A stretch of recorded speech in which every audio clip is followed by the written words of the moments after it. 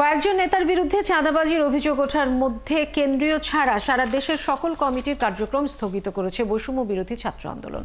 রোববার সন্ধ্যায় এক সংবাদ সম্মেলনে সংগঠনের সভাপতি রিফাত রশিদ জানান, তাদের পরিচয় ব্যবহার করে কোনো অপকর্ম বরদাস্ত করা হবে না।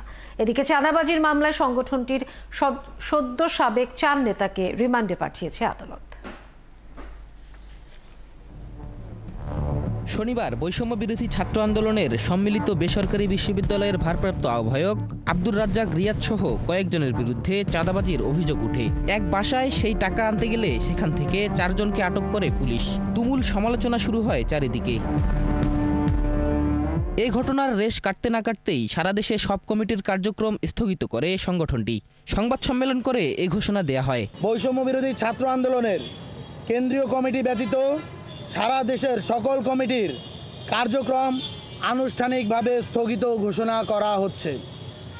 এর মধ্য দিয়ে আমরা বৈষম্য বিরোধী ছাত্র আন্দোলনের আগামী কার্যক্রম কোন উপায়ে পরিচালিত হবে সেই সম্পর্কে আমরা বসবো, একটা রূপরেখা তৈরি হবে।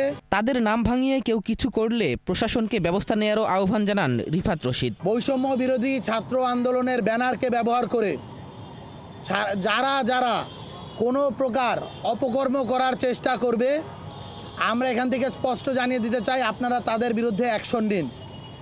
যদি কোনো প্রকার আমাদের হেল্প নেওয়ার প্রয়োজন হয় আপনারা আমাদেরকেও জানাবেন। আমরাও আইনের প্রতি শ্রদ্ধাশীল থেকে আমরা আপনাদেরকে সার্বিক সহযোগিতা করার চেষ্টা করব। এদিকে চাঁদাবাজির মামলায় গ্রেপ্তার হওয়া 4 জনকে 7 দিনের রিমান্ডে পাঠিয়েছে আদালত। মামলার আয়ু 10 দিনের রিমান্ড প্রার্থনা করেন।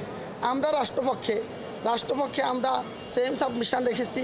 আমাদের বক্তব্যে বিজ্ঞ আদালত সন্তুষ্ট হয়ে আসামিদের 7 দিনের রিমান্ড মঞ্জুর করেন। বৈষম্য বিরোধী আন্দোলনের সঙ্গে যুক্ত অনেকেই চাঁদাবাজির ঘটনার গভীর তদন্ত করার জন্য সামাজিক যোগাযোগ মাধ্যমে দাবি তুলেছে।